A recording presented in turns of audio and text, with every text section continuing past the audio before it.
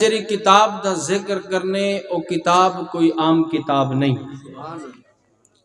او کتاب کو بندہ ہاتھ لاوے ہاتھ لامن بھی ثواب ہے، او کتاب کو بندہ اگر کھولے تاں بھی ثواب ہے، کھول دے زیارت چا کرے تاں بھی ثواب ہے، ان دی تلاوت چا کرے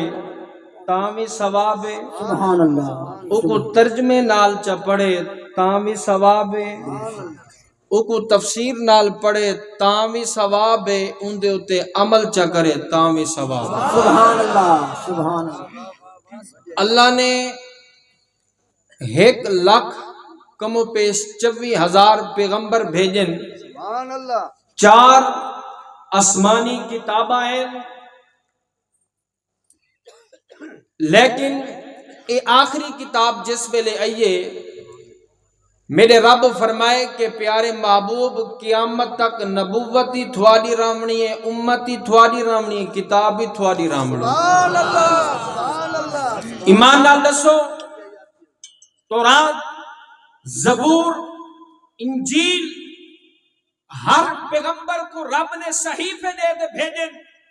لیکن جس ویلے ای کتاب قرآن مجید فرقان حمید کی باری ہے، یہ میرے رب نے اعلان فرمائے محبوب پریشان تھیمن دی لوڑ نہیں، ای کتاب دی کوئی حفاظت کرے یا نہ کرے، میں رب خود ہی کتاب کی حفاظت کرے۔ سبحان اللہ، سبحان اللہ۔ جیری کتاب دی حفاظت رب خود کرے، ایمان نال دس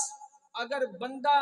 ان کتاب دی ایک آیت کی تلاوت کرے نا، ایک آیت دی حدیث پاک کے چاندے وہ آیت جن نالو محبت کریندا ہو سی، وہ آیت جیری وہ پڑھدا ہو سی، وہ آیت ان دے واسطے بخشش دا ذریعہ بنوے سی۔